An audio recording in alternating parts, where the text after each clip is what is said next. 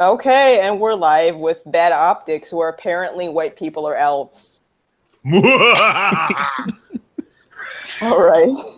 Y'all introduce yourselves. I don't care. Pick the order. Well, I've got the biggest ego here. I'm 50 foot high, 50 tons of fun. I'm giant, I'm red, I'm shiny, and I'm loud. I am the mighty red robot. Hello, everyone. You're soon going to wish you hadn't invited me. All right, next person. Hello, I'm Jake and Political. I make shitty videos. Go watch my stuff. Dale? Go. All right. I'm a broken-hearted liberal. I do politics, anti-SJW, anti-alt-right stuff. Radical alt-centrist. I am Dade L. Murphy. I am too old for this shit, and I'm probably the only oldest fucker here. Give me a goddamn break. Good evening, everybody. Robot, political dude, broken heart, and too old for this shit. Awesome. And I'm Thorn Inside. You probably already know who I am since you found my channel. Tonight I have 3 articles that are in no way related to each other, but all are related in that I found them interesting. So let's pick. We have one about a gas station worker and a shooting. Raids in New Jersey towns targeting ultra-Orthodox Jews, and uniformed police officers taking a knee. Jews. Wow, let's go to the police officers so I can rip those fuckers a new one. Okay. The reason I want to rip these guys a new one is because most of my family is military, and my daughter is USAF Medic E5 rank, and that shit insults me, and I'm gonna go blast some fuckers for this shit. Let's do this shit. This should be fun. I'm not gonna play the video because I can't get the audio working, but whatever. Screen share. Let's go. I don't give a crap about the latest developments tonight. Shut up. Oh, so can you post the link in the article in the chat as well? Yeah, I can. Someday she'll find it. The screen. No. I know where the button is. Here's the problem. It's not actually letting me screen share. You broke it. I Nice broke job, the internet. robot. I broke the fucking internet. When the internet doesn't work, blame the 30-foot tall transforming thing. Hey, well, I mean, if you stomp on the on the cords. I'll have you know, I only transform during a full moon. Oh, Maybe You you know where hang on. I turn into a storage building. I'm a warehouse. Oh, that's fair. Okay. So this shit doesn't surprise me. Photo of uniformed Chicago cops taking a knee, raising fist, props department reprimand. Good. Okay, now first off, I want to make something clear here. I am in Iowa, and Thorn Inside is kind of like the niece I always wanted because she's totally awesome, like my kid. And I do not have. So when I say this, Chicago doesn't surprise me. They're fucked. I hate to interrupt you. Can you screen share because it seems to not be letting me? All right. Well, let me give this a shot here. Is it showing what I'm sharing? I don't see anything that you're sharing. Hang on. Let me use XSplit instead. Hang on just a second. I have no idea what's going on. Oh, I'll see if I can. Can you see it from my end? Oh, there you go. There we go. Okay, there we go. Who's got it? Me? Yes. Do. Okay, good. So basically, let me read this. A photo of uniformed Chicago cops taking a knee, raising fists prompts departmental reprimand. The Chicago PD's code of conduct does not allow officers in uniform to make political statements or be involved in any partisan campaign. That's right. That's against the rules, and I don't give a shit if they're union. Now, basically, I'm going to play the video. Nobody will be able to hear it, but we'll be able to at least see. It's about 1:57, and I'm going to try not to lose my late dinner. There is if you want to just keep reading, there's actually a full. Oh, that's fine. I can read. That's probably better to read. 2 Chicago Chicago police officers face disciplinary action. Good. After taking a knee and putting their fist in the air in a photo shared on social media, authorities confirmed Monday. The image was posted on an Instagram account. What a surprise, Instagram. And which has nearly 30,000 followers. The account features other photos of people taking the knee. The Chicago Sun-Times, fake news, reports the Instagram handle belongs to Englewood community activist Altia Clark. In the Instagram post, two uniformed police officers kneel with a woman. One of the officers rests his hand on the shoulder. The photo is paired with caption that reads, that moment when you walk into the police station, ask the men of color, are they against police brutality and racism? And they say yes. Then you ask them if they support Colin Kaepernick, no job hack. And they also say yes. Then you ask them to take a knee. The Chicago Police Department's Code of Conduct does not allow officers to participate in any partisan political campaign or activity. We are aware of the photo, and we will address it the same way we have handled previous incidents in which officers have made political statements while in uniform, with a reprimand and a reminder of police department policies, the department said in a statement. Yes, Hugh Hefner dies at 91. Anyway, the provocative post comes after President Donald Trump's sharp rebuke Friday of NFL players who protest during the national anthem and football games. Wouldn't you love to see, and again, this is completely misquoted by the hack fake news here. It's not the actual complete quote. Monday Matt. Nice. I'm sure you guys just saw that. Wouldn't you love to see one of these NFL owners, when somebody suddenly disrespects their flags, to get that SOB right off the field right now? Out, he's fired. He's fired, Trump said at a rally in Huntsville, Alabama. Former San Francisco 49ers Colin Kaepernick Saturday then kneeled for the playing of the anthem beginning in August of 2016. He did it as a call to attention to the oppressed minorities across the United States. Now, before I read on, Kaepernick is making this guy's a hack. He's not even on a team. Nobody wants him.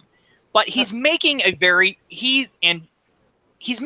valid point. Unfortunately, this kind of stuff does happen.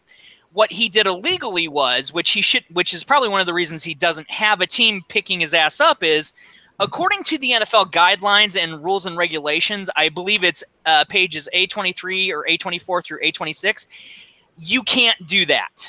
It basically states that you are not allowed to kneel or sit during the national anthem, that you can be fired, reprimanded, benched for the season, or contract terminated, as well as incur legal fees in regards to lost pay, so on and so forth. So people need to understand this. It's a business. You can't do this at work, which is why these cops are getting reprimanded. So, but Colin Kaepernick is not saying anything wrong. He's actually making a very valid point. It's not specifically the oppression of minorities across the United States. It's that there has been a lot of dumb shit going on, and it's not being sorted out. So he's right in a way, but he went about it totally wrong, and everybody's now virtue signaling, following the trend, and millionaires and billionaires who make more money than we'll probably ever see in our lifetime for playing a kid's game, they don't give a shit. Now, Kaepernick's actions sparked a national conversation that several NFL players joined, protesting on multiple occasions, continuing after Kaepernick became a free agent at the end of the season. No, he was let go. San Francisco 49ers, they let him go. Well, technically both of those things are true. They just omitted one of those things. Right. So the president has since found himself at the center of a feud with the NFL. Many have vocalized that the display is an offense to military veterans, yes, while others say it is a peaceful protest against racism and police brutality. In a way, also, yes. This is where a lot of people are taking things out of context. I have posted left and right on Twitter about this, and I've actually shamed celebrities and told them if they want to go a couple rounds on a live stream to let's go, but they decline because they're chicken shits. He's making a very valid point. It is technically the most peaceful protest against racism and police brutality, which does exist. This is where I give Colin Kaepernick points. Not many, but I give him points. Now, others are also doing the same thing, but they're also disrespecting the police, firefighters, nurses, military veterans, our current military soldiers, that are, including my daughter in the United States Air Force, that are serving to protect our country. So again, it's nice that people understand. Yeah, Kaepernick's got the right idea. Let's do this and be peaceful about it, instead of doing what Antifa and everybody else is acting like a bunch of psychotic Looney Tunes out in the West Coast are doing. So he gets points for that, but it's illegal. He can't do it. And police officers cannot do it because it's against their code of conduct. So Martin Prieb, a spokesman for the Fraternal Order of Police, it's a labor union. This is why they're getting in trouble. Not appropriate to comment at this time on the photo. Yeah, I'd save your ass too if I was you, buddy. A follow-up on the Clark's page says the cops pictured kneeling and raising the fist with her, reportedly in a South Side precinct. The officers are doing a noble thing. Bite me. The issue of kneeling has nothing to do with race, Trump tweeted Monday morning. It's about respect for our country flag and national anthem. That's correct. The NFL must respect this, which there's rules and regulations in their guidelines that say they can't do this because it's basically protesting on the job, and they are getting paid, and they are doing it while they're working. NFL spokesperson Joe Lockhart responded Monday during a conference call defending players' rights to bring attention to social issues through peaceful protest. Everyone should know that. And let me finish, please. Everyone should know, including the president, this is what locker room talk is, Lockhart said, in an apparent reference to the Access Hollywood tapes in which Trump bragged about sexually assaulting women. And we'll get back to that later, people, because that was bullshit and taken out of context. That's kind of a red herring, too. It really doesn't have anything. And it is a very big red herring. Officers have faced reprimands in the past for actions such as leaving a red Make America Great Again hat on the dashboard of a police cruiser and playing Lynyrd Skynyrd's Sweet Home Alabama as an anti-police violence demonstration. My 2 cents is these cops should be reprimanded, loss of pay, and this ain't the fucking 1960s. I leave the floor to everybody else now. Oh, just real quick, you were saying illegal. It's against the rules of the NFL. Just wanted to make sure. Yeah, yes. Okay. It is actually stated within the rule book of the NFL. My uncle Doug, who is a retired general from the United States Army, brought this to my attention on Facebook. He basically burned all his Packers gear, and that was hard for him to do. Of course, he doesn't give a shit. He gets an admiral's pay. But he brought it to my attention, so I'm gonna stop sharing this. I'm gonna go dig that up and reshare and let you guys have the floor right now. I think in general, like usually like threading the needle kind of thing is like reprimanding and stuff like that. Because this sort of reminds me of that cop who was pulling over the white woman and said, "Oh, we only shoot black people" or whatever. He got fired, and I didn't think he should have gotten fired. I think he should have gotten reprimanded because it's not it's not a very good look if somebody's saying that on the job. So I generally don't like people getting fired. I think like teaching them a lesson in with some kind of reprimand or fine is a lot better. So in most cases. Thoughts? Mm-hmm. I'm actually working. I've been looking. We're going to use this as material for a video that's coming up here in a couple days. But there's a couple of things about this that Kaepernick in particular that kind of gives some weird dimensions to it. But the main thing is I don't know. Nobody else that I know is allowed to do politics on company time, except for you could argue that standing for the national anthem is politics on company time, but that's basically as theoretically political as you can get, but still being apolitical because the national anthem isn't about any particular party or ideology, any of that stuff. It says almost as little as you can about politics, except for, hey, hopefully we're all part of the same family, quote unquote. I mean, that's part of the whole point of a national anthem. So I understand that he originally sat, and I believe, where was this? Was it not this article? Hold on a moment. I got one where I have a quote from him about it. Let's see here. It's one from the NFL article. Okay, let's see here. Here we are. After the first time when he sat, the quote was quoted by the NFL media in an exclusive interview after the game. He said, and I quote, I'm not going to stand up to show pride in a flag for a country that oppresses black people and people of color. Oh, for fuck's To me, sake. this is bigger than football, and would be selfish on my part to look the other way. Their bodies in the street, and people getting paid leave and getting away with murder. Now, he later walked that back a little bit to say that it wasn't about hating America, but on first blood, when he was on his high horse, I think he may have said what he really thought about it. Consequences changed his tone a little later. But on the other side of that, he did say that he was going to donate the first $1 million that he got this year to charities. What charities he didn't say, but something involved in that. So maybe his heart's getting in the right place. But there is definitely a tone of just I hate America because things that I don't like happen here, which would be true for things that I don't like happen here either, and some of the ones that are the same ones he's bitching about. And I'm with him on that, but but people get shot incorrectly by the cops, and I guess the place I would disagree with him is I don't think it's a systematic thing, particularly against one particular race, but the devil's in the details. It's more class. Definitely It's definitely more not. class. If you look at the numbers, it definitely is not.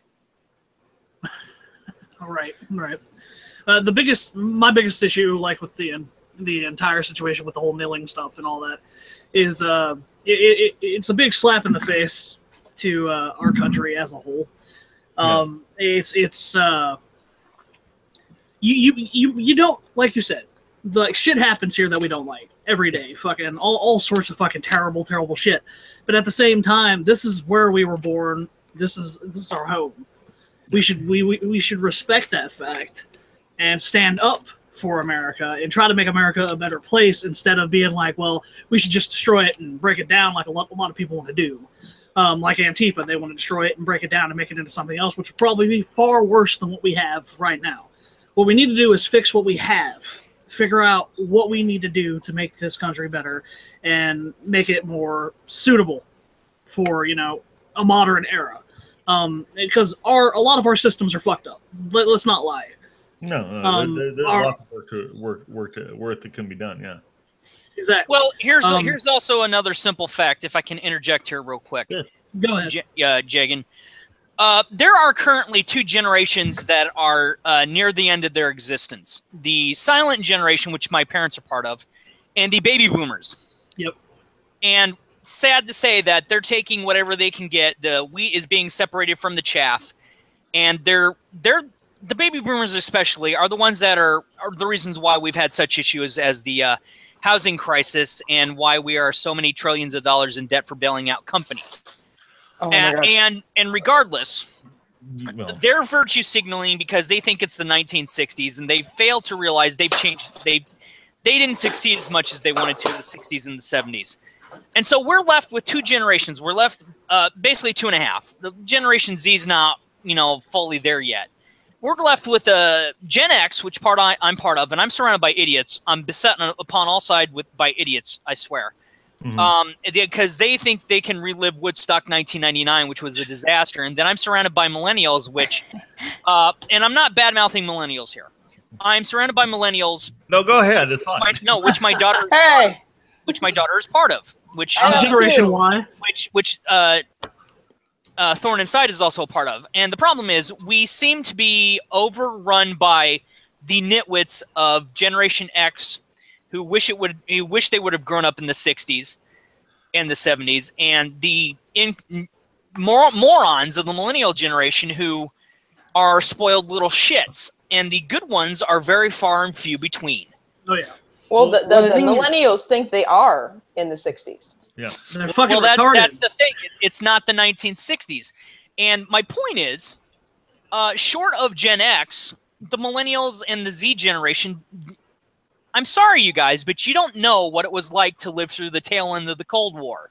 Well, and I think you've hit on something kind of in a roundabout way that I've noticed before as well, that there is, and this, like, an example might be not just the political movements, but also like reporters. They all want to be Woodward and Bernstein, and a lot of the young radicals, they want to be, basically a heroic figure. The problem is at this point, all the really dangerous, terrible stuff is done. It's already been tackled. That's why you have this escalation. I can't remember the defining deviancy upwards is how this works. Is when you have political activists who run out of things to do, they keep motivation by finding another line upwards where little things become as supposedly a big. That's why you have so many things being conflated with rape, because they want to define things that are not rape as serious as rape. Right. Basically, the moral equivalent of war is, I believe, the older term for it. But in this case, it's the moral equivalent of rape. Because everybody, despite what they say, everybody knows that rape is terrible. Right. And that's why they do it. I'm going to quote Marky Ramone on this. If you guys don't know who Marky Ramone is out there in the TV land, I suggest you look him up. When he was talking about the relationship between Johnny and Joey Ramone and Linda Ramone, who ended up being Johnny's wife, who used to be Johnny's girlfriend, for the longest time during the band's history, for almost 15 or 16 years easily, Johnny and Joey didn't speak to each other without other band members being there and whatever, and they still made great albums. But Marky Ramone said this. He says, I come back into the band and you guys are still fighting over this. Jesus Christ, how long are you going to hold on to this shit? And that's exactly what I say to the liberals out there, the baby boomer generation that's grasping at straws, and these fucking nitwits in Generation X and these millennials who don't have a fucking clue about anything yet because you don't have enough life experience. Jesus fucking Christ, how long are you going to hold on to this shit? You don't know how good you've got it. Let it go. The 1960s are done, and I swear to Christ, if I could resurrect Martin Luther King, he would shame the shit out of everybody. Thrax Table Scales actually had a good quote. My mother just said it best. The 70s kind of just happened. Trying to recreate them is stupid. Yeah. Yep. And I was born in the 70s, and I'm just like, no, let's not go back. It was a very silly time. And anybody who says they remember Woodstock was not there. One thing that I think should be mentioned also is currently Generation Z is reacting pretty badly to the millennials, and so whoever I hear a lot of good things, or I'm hearing some good things about Generation Z, in that they're socially liberal, but they're fiscally conservative, and so people should be talking to them and essentially like guiding them on the right path, and make sure they don't get taken up by the alt-right and like gas the rest of us. So yeah. Well, it's a nice thing to see, because there are certain and I'm going to dredge up a word that has lots of other implications, because people usually pay attention to the foreign policy side to it. But neocons are a good example of a conservative movement that's more famous for things that foreign policy wise, but a social policy was often very much a like libertarian in the streets, and uber conservative in the balance sheets. That's the way that I look at it, because that's what I am. And when someone asks me, what is your, even when it was a dirty word, and it still kind of is, that's why I feel bad that the alt-right has sort of stolen the aura of villainy that neocon used to have. I feel like someone's cheated me, God damn it. Right. The phrase used to go that the neocon is someone who was a sort of left wing, but got smacked in the head by reality. Basically, something happened that caused you to go the other way. In some cases, for some people, it was 9/11. For a lot of other people, it was just fiscal issues. For me, it was a combination of fiscal and environmental issues. It's a long story. I'm not going there, but seeing young people kind of go through that same journey because of the shit they encounter when they go to college, I'm like, I'd like to say that I told you so, but most of you haven't talked to a conservative like me in ages. they really wouldn't know what to do. One of the things, my daughter is a member of the LGBT, and she serves in the military. I'm very proud of who she is. I'm very proud of all sides of her. She's smart. She's beautiful. She knows what she wants in life, and she's going for it, and she takes risks. And if she has a question, she'll come up to me and say, Dad, I need to ask you a question. I said, okay, you know what I'm going to say. Because I know I'll ask you anyway. So she usually asks me, and I'll give her my honest 2 cents. And she goes, well, thank you for helping me make a decision. I said, that's fine. Now, the thing is, people seem to have power and control issues running rampant. If you are a good parent, when your child is a 16-year-old It's basically, okay, you're basically now an adult. I'm going to treat you like an adult. Go out and get a job, pay for your own shit, and if you need to go dollar for dollar on a car or something, I'll be there to back you up. That's the problem people have these days, is they aren't acting like that. My generation, Generation X, is genuinely the first generation that we grew up listening to everything because of the late 70s and the early 80s. And I'm going to say something out there, and I want people to understand this is being used in the appropriate context. If this word offends you, get out. I don't give a shit. My grandfather was of the GI generation. He still used the word nigger because that's how he was raised. Right. My father, being of the silent generation, said to me, I don't say that word because it's absurd and it's an outdated concept. And I said, concept? So he had me look it up and read it. And I said, good points. And it's an outdated concept for what the defamatory word is originally meant to be. Now we can just basically associate it with stupid people because that's what it genuinely was meant to be when folks of colored skin were uneducated, stupid people. Well, that dynamic has changed over the past 152 years, near 56 years. People, get over it. I am in a country of Americans of all skin tones and all background nationalities and of different religious types. Not a single person in my country that I live in is a nigger. It is fucking 2017, and if you're using that word, you apparently are a moron. So by the time baby boomers come around, that fucking word belongs in the fucking dustbin of history, and if we could just put it there already, that'd be great. Right, I'll get to that. Because I'm going to round back to the two police officers. So the baby boomers, which were most of my aunts and uncles, they didn't use the word because, and I think it's just because I grew up in Iowa. Because living in the Quad Cities, we have white folk, we have black folk, we have Latino folk, and we have Asian folk.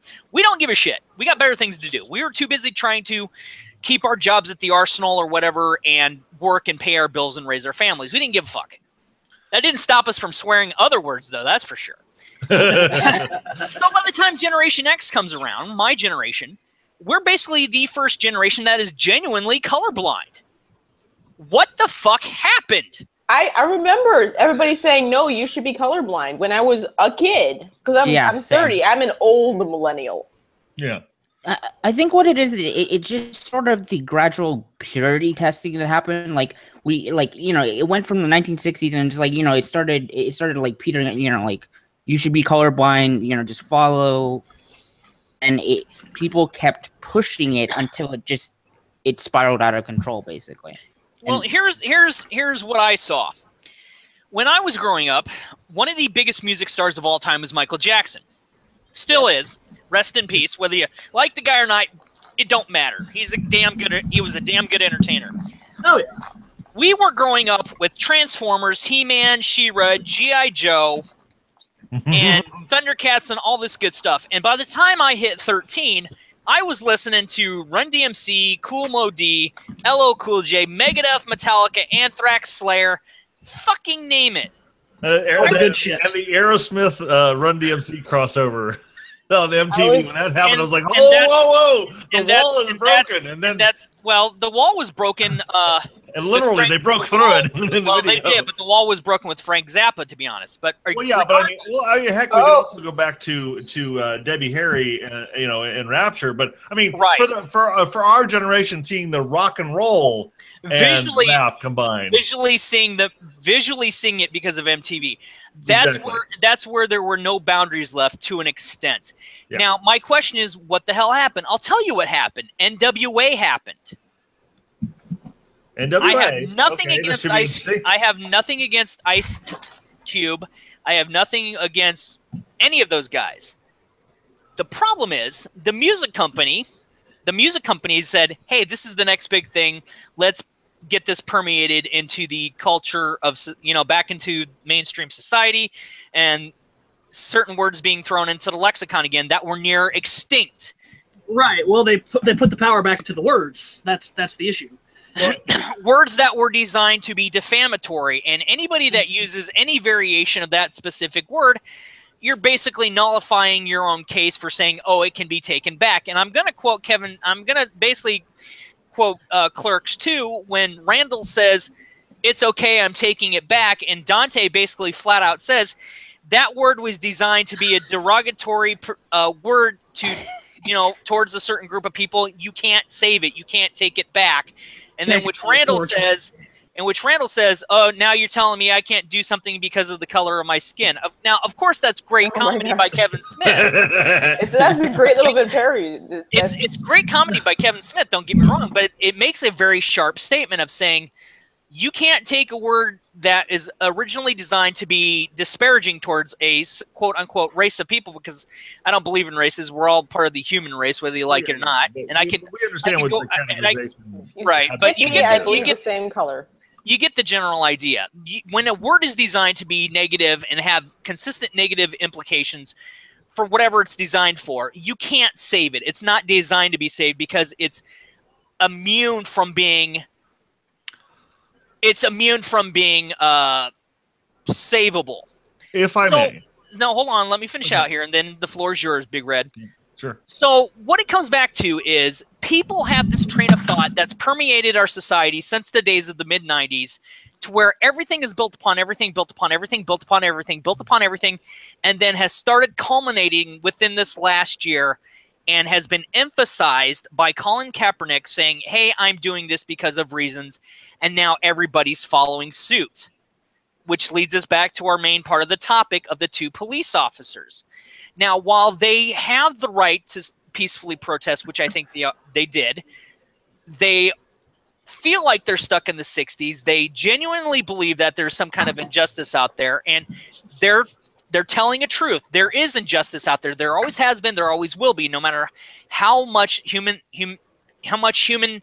beings and society thinks it advances and progresses, there will always be some sort of injustice. But these police officers basically broke the law. They broke their contracts, which is why the fraternity of the police fraternity of police orders basically saying you can't do that shit. Right. And the people in the NFL, and I have to make the correction, it's page 60, A62 and A63 basically say you can't do that because reasons. So while I believe that Colin Kaepernick, he's doing it to get attention, yes, but he made a very valid point. I didn't kneel, I sat down. He was basically still disrespecting the flag, disrespecting our soldiers, disrespecting everybody who took time to vote, and these police officers are doing the same thing, and they should be reprimanded. Should they be fired? Absolutely not. They need to make a public apology, basically not ever do it again, and if they want to do it on your own damn time. Exercise your right to peacefully protest on your own damn time. Because you get enough, and let's be honest, these police officers get enough shit for being black dudes in Chicago when everybody thinks it's fucking South Central LA again. And that ain't it. So the other thing that's inherently bad, I think, about the whole kneeling thing in regards to the anthem and all this and the flag is that it's inherently divisive, and you are alienating anybody who you could potentially get on your side. Just like people who might be on the fence or something like that, you're just throwing them out with the bathwater, basically. It was like Hillary calling undecided voters deplorables. It's like she wasn't calling Trump voters deplorables. She called the undecided voters deplorables, the ones that voted for Obama last term. Yeah, that's basically what happened. When you insult people who are undecided, they're gonna side against you. Oh yeah. And that goes to when she opened her pie hole and called anybody deplorable, you're mouthing off to people that are basically saying, okay, we have authorized you to represent us, and if you don't do your job like we tell you, we're going to call you on it. So when you badmouth basically your constituents, you're literally setting yourself on fire in the middle of heavy traffic in downtown Iowa City. Let's put it that way.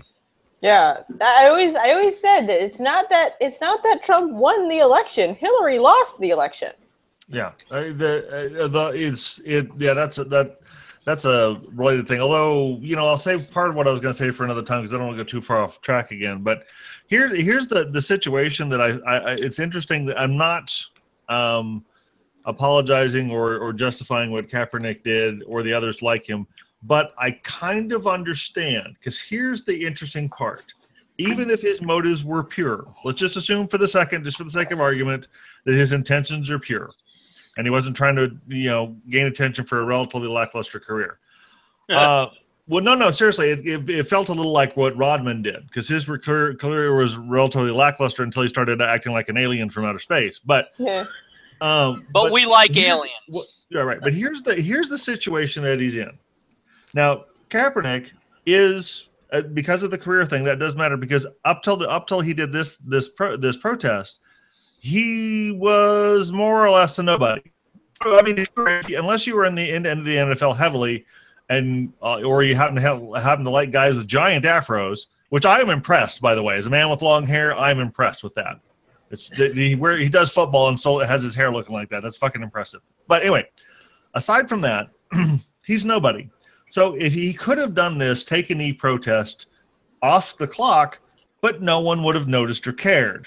Yeah. Here's the worst He part. needed He the had done the spotlight. proper thing, which I think he should have done, and used his relative fame to raise money for, like, say, inner city kids and school programs and things to sort of, help avoid getting people into the situation where they have to interact with the cops, which he could have and has the wherewithal to spend it. He's not famous enough to do it until now. That's the irony of it. He was basically nobody with no social influence until now. Yeah. He basically. I'm not defending him, but I understand. No, I'm not going to play devil's advocate at either. That's a very valid point. The problem is, it did create a domino effect in the exact opposite way that I'm sure he did or did not intend. Exactly. You don't piss on your fans. Right. You and I have probably seen plenty of rock star in our day that basically said, fuck the fans. And we're like, yeah, I'm not buying another record from you, asshole. Yeah. And now in an age of piracy, we don't have to if we don't want to. Yeah. Oh shit. Well, What's that asshole from Limp Bizkit? I'm kind of inured to just completely desensitized to politics from musicians. So, Oh yeah, that asshole from Limp Bizkit is not allowed in Chicago anymore. All right. So what's the next topic since we've run this one into Yeah, we probably have. Yeah. Little bit, yep. I was about to say we're so far off. I think the topic is dead once we've derailed that far. So raids. That was a broad topic, though, kiddo. It was a little bit, yeah, it was. Raids on ultra Orthodox Jews or a gas station worker. And Let's blow up the gas station again. Sure. Is it about the Jews or is it about the gas? No, Wait, it's did I get that out? Gas station. I'm going. That's terrible. holy shit, it worked. Now it works. Thank you, Google. Just wonderful. Thank you so much, Google. Oh, Gas here we station go. worker suspended after shooting robbery come suspect. on. Yep. Wait, what? Well, it's the Circle K, so I wouldn't be surprised that they were suspended and/or fired. I remember reading about this, and I used to work at the Circle K when it came to Iowa, and I was there for maybe about 2 years and told them to fuck off. They have a basic policy to where you can't open on a suspect. Yeah. Here's the thing. So, like you'll see why she did this. That's a woman, by the way. Do you want me to do my news reading voice, or Yeah, go for it. I'll do the New Jersey Towns one. Just in, you're toasted. When you want me to stop. Albuquerque, New Mexico. A clerk at a gas station in New Mexico was suspended for 2 weeks for shooting a man who pointed a gun at her during an attempted robbery, according to Coat. Jennifer Werner was working at a Circle K store on Monday when a man ran into the store and pointed a gun at her. Albuquerque police said she shot the 23-year-old Farron Mendez in the chest. He's expected to survive, will face charges after he's released from the hospital. Word said that she brings a gun to work to feel safe after a recent increase in crime. Robberies have been going on like this for the past few weeks, she told Coat. They have done nothing to protect me, and I feel like I need to protect myself. I'm sick and tired of being a sitting duck. Wirt says she plans to quit her job following her suspension. So, if I can stop you for just a second. Oh, yeah, go ahead. This is like, she feels so like at the end of her fucking rope that her job isn't protecting her at all, that she had to bring a gun into work. Look how badly have they fucked up. Hire security already. Well, here's the thing. This is a no-win scenario for Wirtz. Not because she's not going to... I doubt she's going to lose her job. But, okay, first off, it's Arizona. They have massive immigration issues. Mm-hmm. I'm not saying that's in play here, but that's one of the problems. Secondly, people think, and in the Quad Cities, our gas stations mostly have bulletproof glass. It only does so much though, for reasons. But people think that they can basically hit a convenience store and say, oh, I can hit this and they can't get me on tape good enough, and I can go walk out with at least $100 minimum. Well, got a little news for you fuckers. Everybody at the Circle K, they got all that shit sound. They've got the sound and they got the video to where it's almost 1080i or 1080p. Pick your fucking poison here. Fourthly, Arizona, you can open carry, and it's not against the law to defend yourself, and it is your Second Amendment right to defend yourself. And if anybody wants to ever argue that bit of in time of war, I can go on a tangent, which I'm not going to, and we can make another stream about it. She basically did nothing wrong. If a store has been hit multiple times and you can't afford to leave your job, you have one of two options: either give a bullet or take a bullet. Yep. But as I've said, Circle K has the policy of Sorry about that. you're not allowed to shoot people, which that's their own damn fault. Yeah.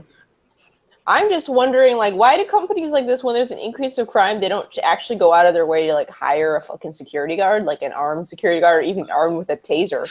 Because I they're mean, cheap. that costs money though. That's the Okay, reason first why. off, they're cheap. Well, Secondly, tasers don't take people out as much as they think they do. If anybody ever watches Donut Operator, he'll teach you all about that stuff. Secondly, she hit him square in the chest. He's lucky to live. Yeah, well, part of it also is that a lot of the convenience stores in particular operate on such a narrow profit margin, they can't afford it. And they made I know it sounds cruel, but their policy that she's pointing out here later is that basically they're told, and I've worked at a place where this is the case too, we're told to give them the money, give them whatever they want, so they'll fucking leave. Because and it seems kind of counterintuitive, but they're telling you that to save your life. Because most of the time when people in convenience stores get shot is because they resist. If you give them what they want, they'll leave and you're done. That's not true though. Well, we know that's not. We know realistically a fast food place. Maybe it's different. Realistically, that's not the way it works.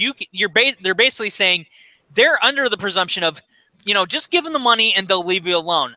No, truth and reality is they're asking you to surrender your right to defend yourself, because a criminal doesn't give a shit and will shoot you if it means that they can't be identified. Okay. Well, I understand. I'm just stating it from the company's point of view, and also, at that point, if they give you a license to defend yourself, because you're on their dime, kind of like the last story, it's their problem. So they basically can't.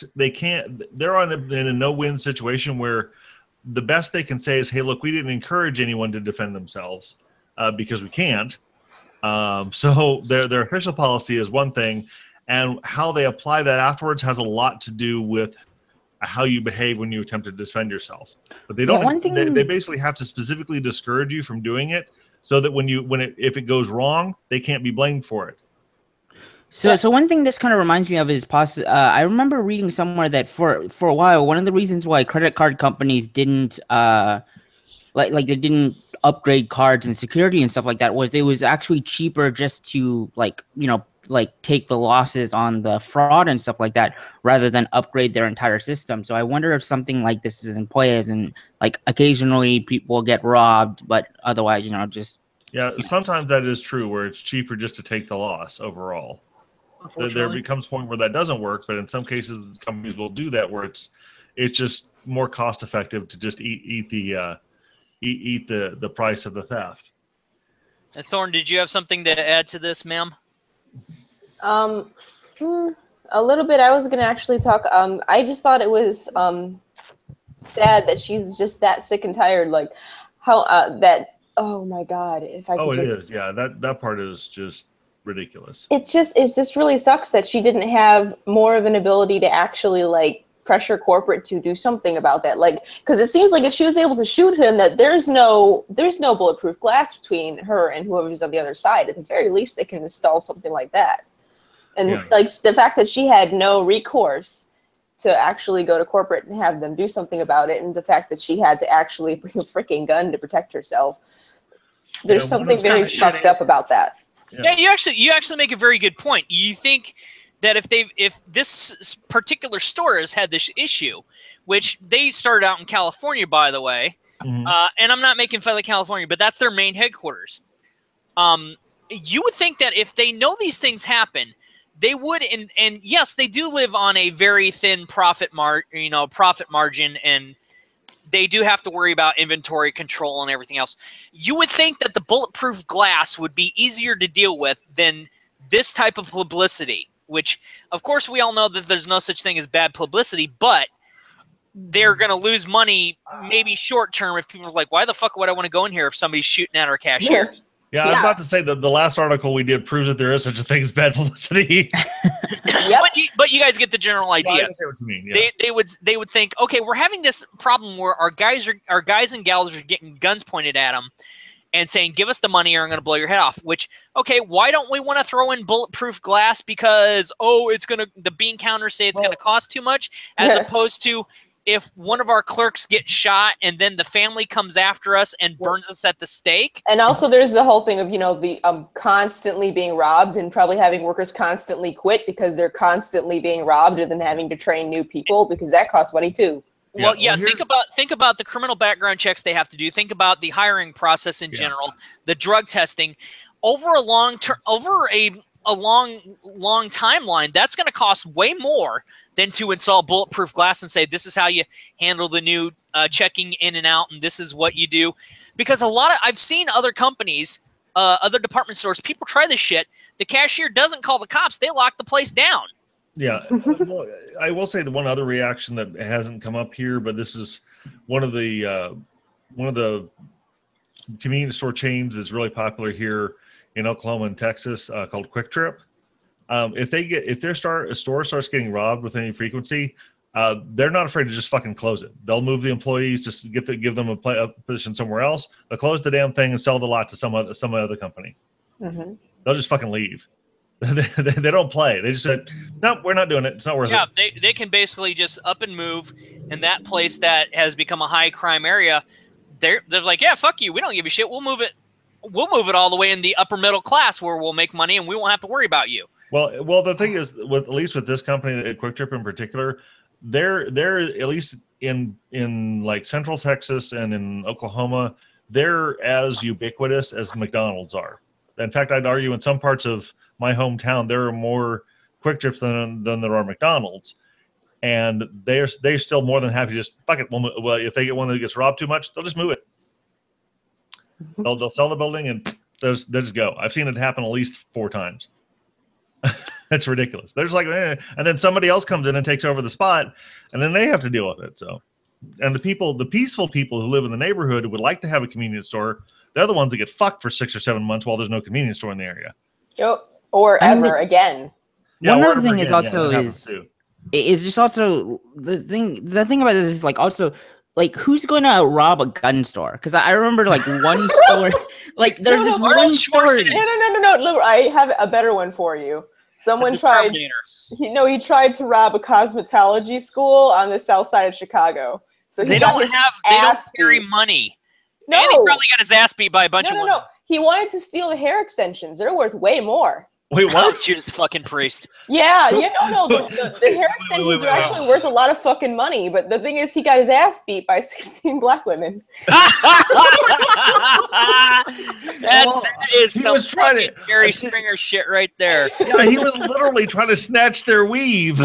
Literally, yeah. Of course, he got his ass beat. No, but like a partial piece of like human hair weave is actually like $200. Right. Let me get. Was this a black dude robbing this place? Yep. Okay, well, I would think he should have known better. I was gonna say, my friends, stereotypes exist for a reason. Do not fuck with a black woman's weave. Don't do it. Especially the fucking story. Them and trying to learn how to earn a livelihood with it. Well. No shit. Well, yeah, anyway. we could get into licensing as an argument, and that's one. Let's not. I believe we have one top. I believe we have one topic left in about 11 minutes. We have Jews left. Jews. Oh, bring forth the Jews. Let's get on with them Jews. Can you guys see this? Raids in New Jersey. Can see it. Yes. Town target ultra-Orthodox Jews accused of welfare fraud. What the fuck is going on here? So I'm gonna start. Welfare fraud? Yes. What? So it was a spectacle. Yeah, it was a spectacle nobody in this sleepy New Jersey town would forget. Early one morning, Oh, police shit. and FBI agents in bulletproof vests bounded up the steps of suburban townhouses in split levels, threatening to break down the doors, hauling out in handcuffs husbands and wives in the distinctive clothing of ultra-Orthodox Jews. One was a prominent rabbi and head of a synagogue. So Jesus. this is a long one. So we Well, find- no, we're Oh, not- Judas wait, hold on a fucking second. Christ. Not Here we Jesus, go. not, oh, Jesus. Oh, Abraham. Yeah, Abraham. No, this is why I say Judas Priest, because it, according to a lot of Christian religions, I get away with it instead of actually swearing. By the way, people, every time the word Jew is mentioned, take a shot. I guarantee you're going to be drunk in about 5 seconds. Yeah, you're gonna die. Don't do that. So yeah, 26 men and women were arrested, and the story behind Lakewood, it's in the Jersey Pine Barrens, and it is now it is one of the largest concentrations of ultra-Orthodox Jews outside of Israel. I don't know why I had such a hard time with that. In the pines. Anyway. Sorry. They have a super high birth rate, so there's like a huge population boom here, and also people coming in from Brooklyn. Do. You know, I really wish we had Mike from Queens that is on Anthony Brian Logan's call-in. I wish he was here for this shit. Dude's from Queens. He would have loved this. Anyway. See, this sort of shit is what. Anyway, go ahead. Sorry. Yeah. Many young families are heavily dependent on government benefits. Couples marry and bear children young, usually in their early 20s, while the fathers are full-time students in religious schools. So basically, the fathers, and a lot of times, earn like absolutely no income. They're just permanent students. And then the moms work part-time doing office work. So what happens is they're on welfare. It's like, yeah, you have a family of 6 or 7 or 8, and they're reporting their total income at $10,000. Yet you have families that have 2 cars. They're not struggling for anything. A lot of times, since they have such a closed society, a lot of the kids have developmental disorders. And so they have that, and yet y'all don't seem to be struggling at all. You know, we have veterans in Iowa City easily in almost a lot of corners in the lower downtown. You can see basically homeless veterans or disabled veterans basically panhandling for money. And these fuckers are pulling this shit. Good for the government kicking them in their chutzpahs. Right. So I don't give a fuck. Because there are people in this country literally starving to death of all walks of life, and these guys are fucking around. More than half of the town's population is on Medicaid, and various government health programs for low-income families. Because again, you know, chronically ill children. The $34 million state fund for catastrophic illnesses, despite having only 2% of the state's children, had 29 times more grant recipients than any other town in the state. Jesus. Damn, son. Like, it's not a small amount. Well, not anymore. Well, not now it is, because they've all gotten stripped of it, and they're probably going to get sued and go to jail. And every time somebody tries to bring up the fact that this is bullshit, they get accused of anti-Semitism. Well, you know what? Facts don't give a fuck about your religious feelings. Exactly. They've got the paperwork to say you've been frauding the system. They're not going to give a shit. It's not anti-Semitism. It's the fact that you broke the law, you got caught, and like everybody else, you did the crime, you're going to do the time. Yeah, so one particular couple was reporting their income at $39,000 a year, which is low enough to qualify for Medicaid, when in fact they were getting more than $1 million annually from a limited liability corporation. Holy fuck! Yeah, notice how they didn't say what that corporation was. This is why they're going to get in trouble, because they basically sent into the IRS or on their tax forms somehow that they're only at $39,000 a year. And they've been busted for getting $1 million annually from the limited liability corporation. That's fraud. You've basically committed tax fraud. That's not anti-Semitism. That's you're fucked. Yes. The rules are very confusing. You have to be a Talmudist to figure out which program treats gifts from family as ordinary income. Wait. Who the fuck is $1 million? Hey, whoa. if there's anybody that would know a good lawyer, it would be the Jews. Come on. Well, okay. I'm gonna say this for the sake of the stream. We are not anti-Semitic No, here. no. We No, are not at all. we are goofing, and we're basically stating out that stereotypes exist for a reason, and this happens to be another example of this. Well, this But isn't even a seriously, stereotype if because there's they any don't. community that knows a Jewish lawyer, Yeah. it's the Jews. I Well, know, that's but I true. mean, like, True. this is these guys, but the men of this community don't even go to law school. They just go to religious school. Oh. You would have By to the way, go to can I law also school. make a comment on how this essentially proves, or not proves, but goes against the concept that the United States is under the giant, hands of the Jewish people behind the scenes. Like, they're literally eating their own in this case, if that were true. Like, come on. Well, Yeah, we come on. have a $19 trillion debt. 86% of that, which the United States own, 8% belonging to Japan, 6% belonging to China. We don't have time for this shit.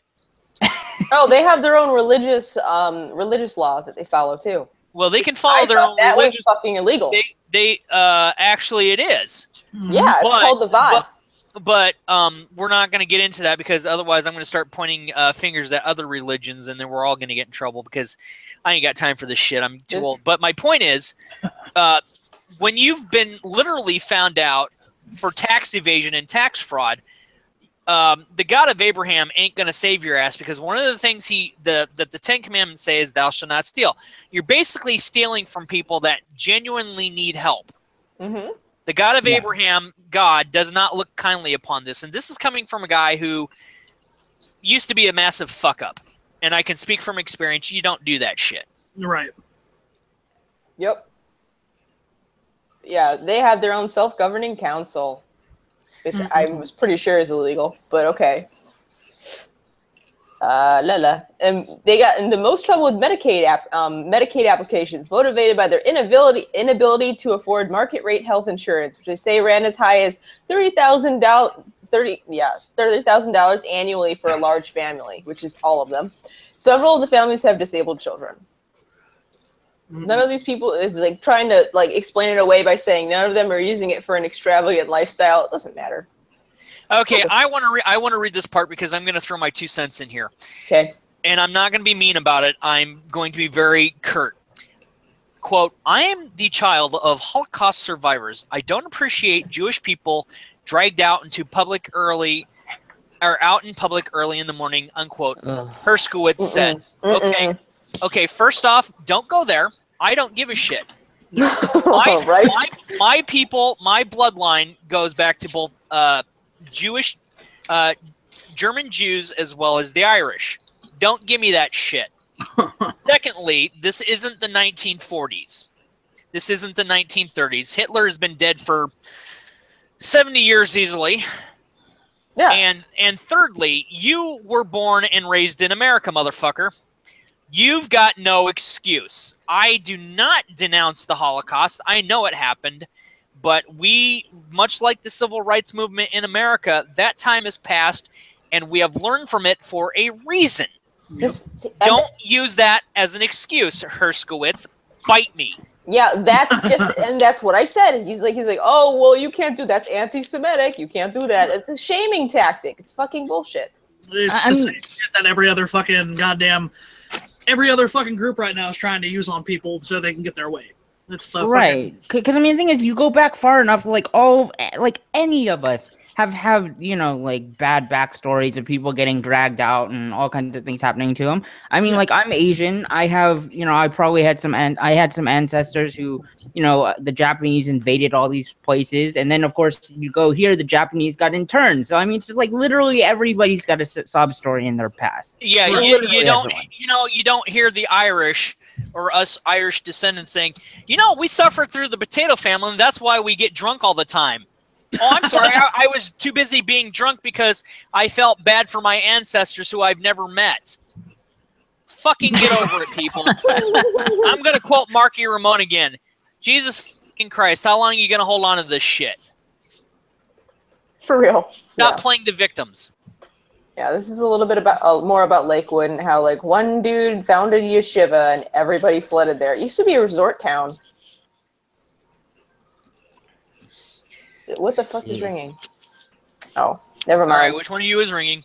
Needs me. more cowbell. It's me. It's me. It's me. Needs more cowbell. I can't actually reach my phone, so I can't turn it off. All right. So the highest concentration of Donald Trump voters. Are we starting to see a pattern here? This is the LA Times, by the way. I knew they were going to bring this shit in there. Yes, but that's only because, like, I think that's only because ultra-Orthodox tend to run towards the extremely conservative. So, I mean, they would vote for whoever's on the Republican ticket, no matter who that was. Well, yeah, I was going to say, actually, there's the joke here that, the thing is that President Trump is actually a very liberal Republican. Mm-hmm. Well, And that's probably a good thing. He's a lifelong Democrat pretending to be a Republican. Okay, I said that during the election. Basically, we have a choice between two Democrats, one centrist and one nut job. Oh, and then there was Bernie Sanders.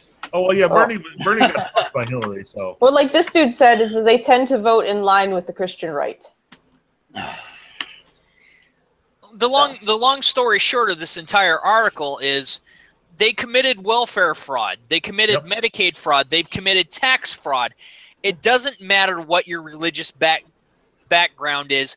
You broke the law. The God of Abraham would basically say, hey, look, buddy, no stealing. You've stolen. Yep. Isn't that technically one of the first 3 commandments of the Hebrew? 10 Commandments is thou shalt not steal. Yep. So number 1 or number 3? One of the 3. Anyway, regardless, you broke the laws. You broke the laws of God. You broke the laws of man. Now you're getting smacked for it. Anybody else ever does this stuff? We're literally... Who's ever doing that, mute yourself, please. Oh, sorry. And they had what really kills me is somebody commenting on it had the gall to pull the oven card. Yeah. Seriously. That doesn't work here. I mean, they're being treated like anyone else would be if they had done this. Exactly. Yes, and also they get to use the public school system's buses without having to pay for them. What? Yeah. Back in my day, you walked to school? Well, actually, yeah, I did. It was only a mile and a half, so it wasn't that bad. And we got to go through some bitchin' woods, but that's besides the point. Now, here's something that is, while I do think this is a shame tactic by the LA Times, hashtag fake news, they do make a very good point. While public schools with only 6,000 children, mostly Latino and African American, have been gutted by a lack of funding. I did want to get to that. I'm not going to mock that. That's actually very true. But it's more so that it's public schools in general. Mm-hmm. Yeah. So, and some of them, like they're saying, is like a lot of the schools have like the yeshivas have their schools, and then like you have an entire school with only 6,000 kids in it. That's not a lot of kids. No.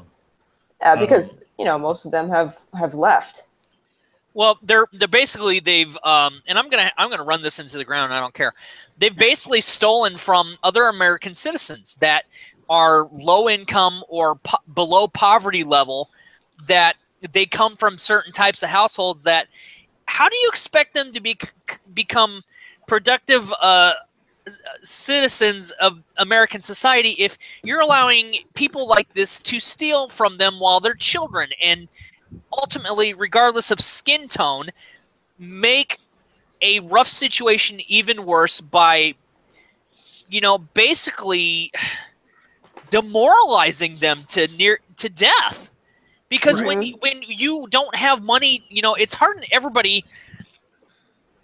When you're raising a child, it's difficult. You put your child first, and then you put your house. You make sure that everything's paid. You guys know how this works. Yep. But when you got these type of people taking this money out of public schools from kids of, no matter what your skin tone is, that come from, as I've said, below poverty or very low middle class, whatever, you're demoralizing them beyond repair because they have a tough enough situation, and then you're trying to fuck it up even more because you're basically being greedy assholes. You're lying, you're cheating, and you're stealing.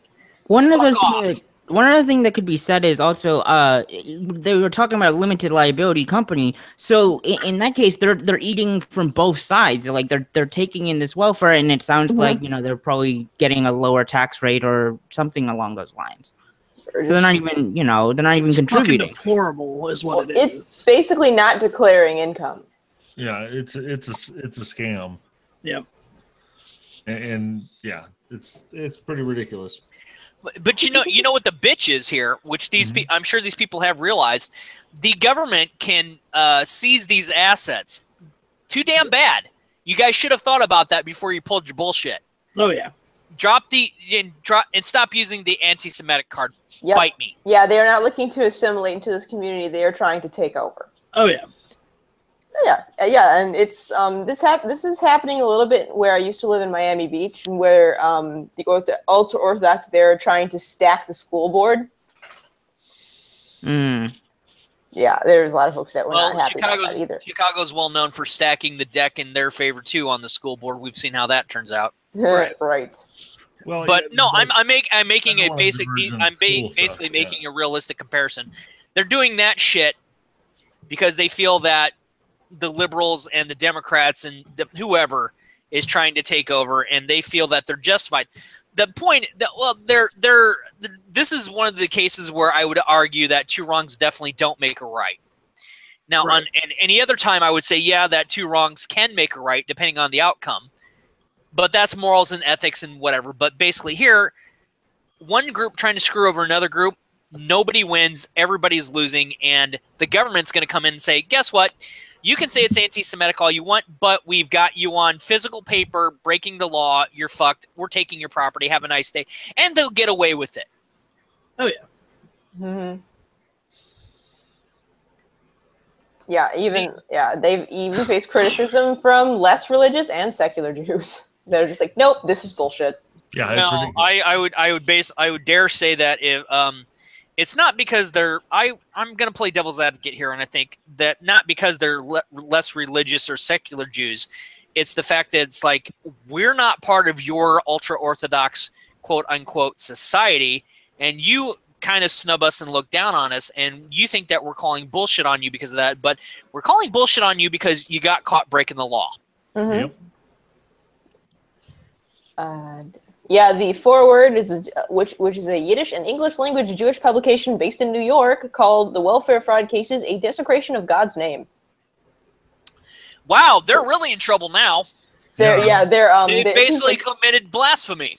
Yeah, they're saying it's like this is like a personal insult. But yet thou shalt not steal. Yeah. Yep. I can tell you people on a serious note, the adage of for every action there is an opposite and equal reaction does exist. Oftentimes, if we behave in a good way, we get rewarded. If we behave in a bad way, we get punished. Mm-hmm. If we put out good vibes into the world, we will get them back. This is what's called consequences. And to say a desecration of God's name, you don't speak for God. This is why I'm agnostic. I know God exists. I think humans are too stupid to figure it out, though. And when you basically saying, oh, Moses was of the Jewish people and so on and so forth. Dude, if you guys are the ones that wrote the Ten Commandments, you should know thou shalt not steal and thou shalt not take God's name in vain. You're basically doing that right now. You're going to get a double whammy. You're getting in more trouble. You basically need to just stop. And now we are being judgmental. I'm sorry to say we are being judgmental. We are being very critical and we are being harsh. I don't think we're doing this out of pride. I don't think we're doing it out of ego. What I think we're trying to tell the people out there that listen to this podcast basically is, hey, look, everybody's done something stupid. We've been punished for it. And I'm not saying punished by the hand of God. I'm saying you reap what you sow. We all can, we can all learn from this example of what not to do. And sometimes we have to be harsh. Sometimes we have to be critical because that's what's placed upon us as people. And it's only if you're willing to learn from it. If these people are willing to learn from it, great. If not, I can't help you. Mhm. Right. because they would look at us, who are the Gentiles or the atheists, or basically anybody they think they could condemn to hell by the Torah or their ultra Orthodox Jewish beliefs. They don't have the right to that. They consistently say only God can judge. All right, there's a reason for that. We can basically critique all we want, but we have to learn something from it. And what I'm taking away from this is, like, don't touch shit you ain't supposed to touch, and don't lie, cheat, and steal on your tax forms, especially if you're going to get caught. Well, I mean, don't Right. lie, cheat, and steal in your tax form. In general, don't ever do In it. general, don't steal in general. And also, like this Don't steal an sociology. animal either. I was with this sociology professor for the most part, but it's too simple to say this is a problem with Jews. No, it's not a problem with Jews. It's a problem with the group of people that are lying, cheating, and stealing from the mouths of children. Scientology does the same thing. Mormons do the same thing. And if you really want to get creepy, those are the motherfuckers that have armed guards at their temple in Utah. Yep. Yeah. I don't even know Muslims at a mosque that have armed guards. The one in my parents' town has security guards. That's the same fucking thing. Well, security guards are one thing, but I doubt they're sporting around armor-piercing round M16s and shit. No, I don't even think they got a gun. Holy smokes! What the heck is going on over there? They're creepy, is what's going on. Well, I've got friends that live in Utah, and they said, you know, Dade. I'm like, yeah. And they said, we actually looked, and you were right. They carry guns in front of the temple. And I'm like, are you shitting me? He said, no, you were right. And I said, called it. and you know, Muslims may have security guards for a reason, but they ain't whipping out guns anytime soon, unless they want to get looked at by Homeland Security. It's because someone took pot shots at the mosque. But you guys get the general idea. Yeah. It just means that you know that's, I don't know. This is just, yeah, this is the sort of train wreck that you there's something about, like, you know, some tight-knit communities that come in and don't want to assimilate that will do this, and they're from lots of places. This shows that it's a navel-gazing community problem that may be Jewish, it may be there's Muslim communities where I've seen this. There's Hispanic communities where I've seen this. All communities. And I think there's even some Asian communities where this has been done. Yeah. It's just basically, if you get a tight insular community, this sort of thing can happen. Right. Yeah, it's like when I call it like self-ghettoization. Like you just kind of become a group into and of yourself, and the whole group itself becomes its own entity and stops caring about the people that actually exist around them. It's self-segregation. It's communities usually, for the most part, most of them, as we can see, are pretty open to an extent. But then you got communities, if you know, they all come from the kind of same background, and they're all super close. They become super tight knit, and they just kind of don't trust anybody else because they've been around each other for so long, or they come from the same families and stuff like that too. Like it really just depends. It also depends on areas or where they come from. Up north, there's a lot more, and from what I've seen, segregation, but it's down here too. Just communities segregating themselves. It just really depends on where you are. And it backfires every single time. Mm-hmm. Oh yeah, it gets real bad. The whole Waco incident back in the day. Oh God. Was oh Jesus, thanks. Now I'm old, you asshat. we're both old. Well, wait, hold on. Okay. Ruby Ridge, anyone? I'm 45. How old are you? I'm 42. Bite I'm me. 26. Hey. Dade, you're not the oldest for one. Hey, thank Christ for that. Hey, I enjoyed a whole year where I was the answer to the question of the life, universe, and everything. That was a fun year. You were 43. I was 42. You were blue. Yeah, Anyway, I know. but it was fun. Yeah, But anyway, I get the joke. Anyway, go ahead, Yegan. Oh yeah, I was just letting you guys know that I gotta go. So Yeah. But, All right, good to have you, man. yep, I just wanted to throw my 2 cents in at the end. But later, yeah. Bye. So basically, what it breaks down to is the reason in neighborhoods we don't. in my neighborhood, everybody knows everybody, and we don't know everybody's business for a reason. We still have our little cliques. It's not because we're snobs. It's just because we're comfortable with certain groups of people, but we still acknowledge those people that even if we're not comfortable with them, they're still our neighbors, and we treat them with respect. Even if not everybody gets along, there's not going to be a fight going on anytime soon.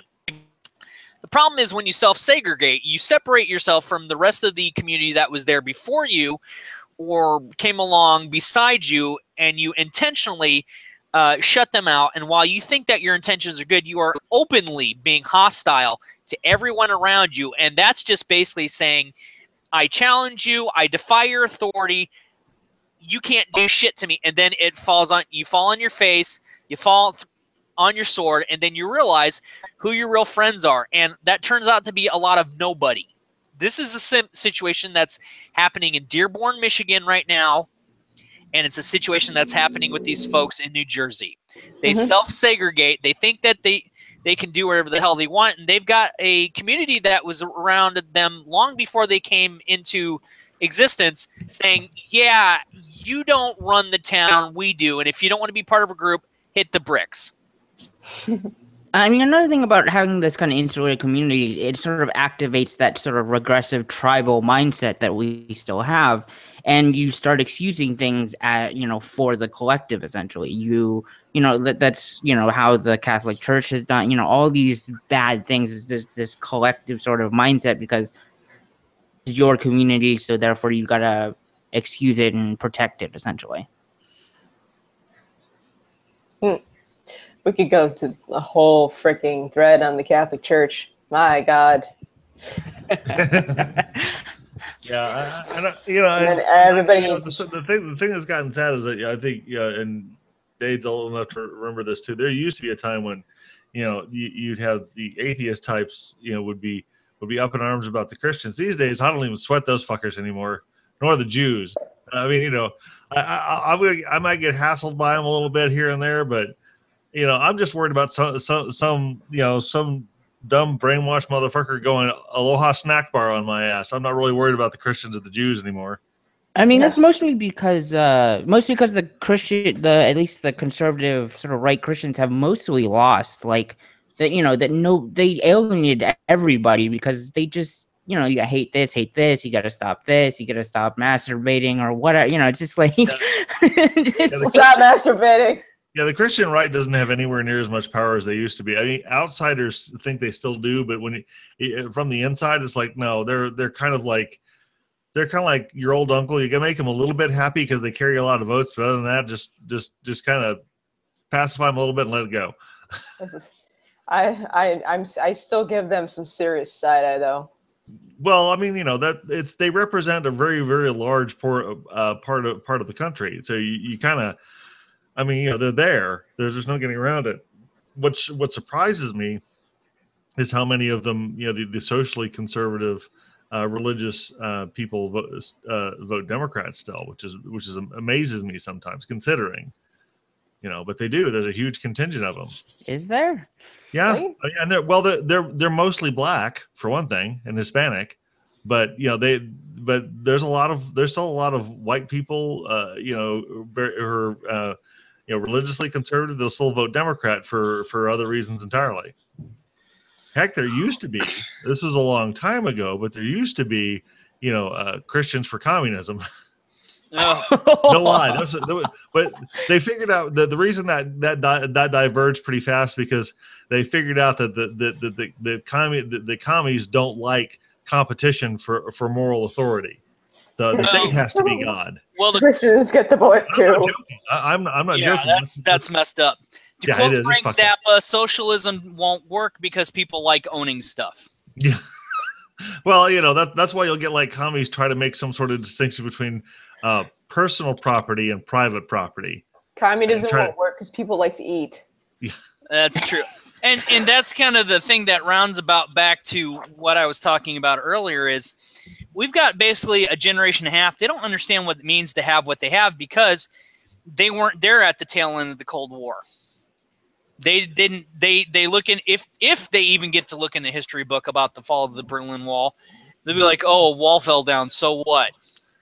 Yeah, you had to be there, dipshit. Yeah, it's one of the it is definitely one of those you had to be there in that atmosphere where, you know. And this was long before the internet. We had to see this shit on the news, and we would sit in school and watch this, and you would say to your teacher, "What does this mean?" It means they said, "Well, it basically means it's an end of an era of an ideology that didn't work, where a country becomes whole again, and the people on the west and east get to see family members that they haven't seen in a long time and come together as a country."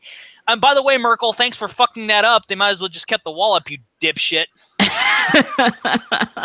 Well, yeah, that's a whole nother story too there. But I digress. Yeah, they're digressing a lot. Sorry about that. This is what I get for drinking 3/4 of a gallon of water while doing this. Cleaning out the kidneys. Germany, Oh, okay. I'm so very sorry. And no, I'm not. You brought this on yourself. Yes, I did. No, I said Germany brought it on themselves. Oh, Oh, I thought you meant I brought it on myself for drinking that much water. And I said, yes, I did. I was talking about Germany and their massive guilt complex. Oh, yeah, Germany. Well, Yeah.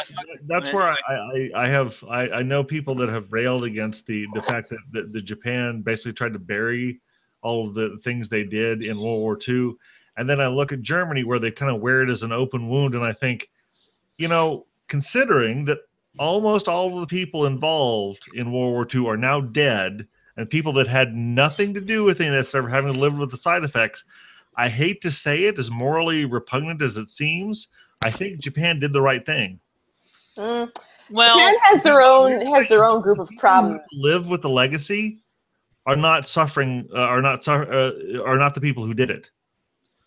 Right. Now, what was it that Mr. Takagi said in Die Hard? You may have got us at Pearl Harbor, but we got you with tape decks. But I mean, because basically Germany is living with a sins of the fathers problem. Yeah, and how long do you have to let? And that's a stigma that it fucking needs to go away. Yeah, But they're not letting it go away because they keep having people like Merkel come in, and basically what's happening is they're having their own issues of self-segregation from the rest of the world. Mm-hmm. You can't do that shit. Yeah, so it goes back to the same mentality of the self-segregation of the article about the ultra-Orthodox Jews. It doesn't work. It doesn't. Time again history has shown that shit doesn't work. One thing to mention, though, is at the very least, the AFD is now, I believe, is the third. There was a little bit that I was saying in a second, but I believe it's the third largest party in Germany right now. So basically, that's either Merkel gets off her ass and does something to fix the problems, or else the AFD is going to take over the damn country. The AFD is going to run them through because Merkel doesn't want to do anything. She doesn't, but if she wants to keep her job, she's going to have to, basically. But that kind of stuff should be left for another stream. Let's save that for another stream. Yeah, I was gonna say we can wrap it up. Huzzah! Huzzah! Oh, don't sound too excited. Sorry, it's just late and I'm tired. Also, me too. As we've observed, I'm I had a full work shift today. I'm exhausted. I almost didn't do the stream, but I'm just like, you know what? No, I'm gonna. How bad can it be? Started out looking pretty bush, but now once you got some food, you perked up nicely. I don't want to trade you guys for anything. I had the day off and I mowed 7 lawns. They ranged from very small, which is mine, to massive, which was my aunt's, which is about 4 times the size of my parents' corner lot. Good Lord! And it's family. You do what you do for them, and I had to help a neighbor out. So, yeah, motherfucker. I started at 10 o'clock. I started at 9 o'clock this morning. You know, when the wife's at work and my daughter's in the USAF, I got to do something. Yeah, I guess so. Better to mow lawn and smell sexy grass cut fresh than to be I have chronic allergies. I fucking grease monkey. Yeah, I like a damn carburetor. Yeah, no. All right. Let's finish this up, peeps. Yep, let's wrap it up. All right. I've been Thorn. You're already on my channel. Go for it. This is Dade Murphy. You can find me on Twitter at DadeLMurphy85. I trash talk on Twitter, so you don't have to. I'm a Broken Hearted Liberal. You can find me on Twitter at BrokeHRTLiberal. Robot. I am Red Robot. You can find me on both YouTube and Twitter at Red Robot GT. Don't ask what the GT stands for. It's a long story.